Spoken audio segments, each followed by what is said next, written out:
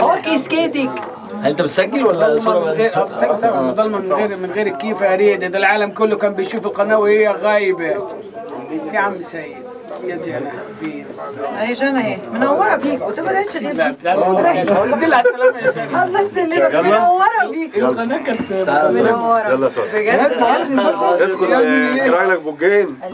اي فين معلش يا جماعه يخش. طب انا بعديك. ايه؟ جميله. جميله. تستحمل ده مش شخصيتك. ايه يا عم سيد؟ يا عم سيد مش كل حاجه تيجي على لسانك وتقولها كده. فكر شويه قبل ما تتكلم. لو سمحت مالكش دعوه بخطيبتي. انا اللي هقول له بس ايه اللي يعمله ايه اللي ما يعملوش. خطيب مين بيقول عليه ده؟ هو انا باجي امام مسجد؟ بص وانا بقى. ايه؟ هو انا اتفضل. مع الصوت. بص بقى. أيوة. انا ما اعرفش بيقولوها كيف في بلادكم دي. بس خلاص الكلام خلص من الاخر يعني. ايوه بعد اذنك. ده انت هتقول بسكريبت. بقول جودي. واداء اكتر من مره بعد اذنكم. جانا بعد اذنكم. عايز بعد اذنكم تاني؟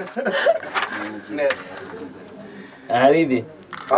فله فله وهريدي يبقى احنا كده الحلقه الثالثه الحمد لله. خلصنا.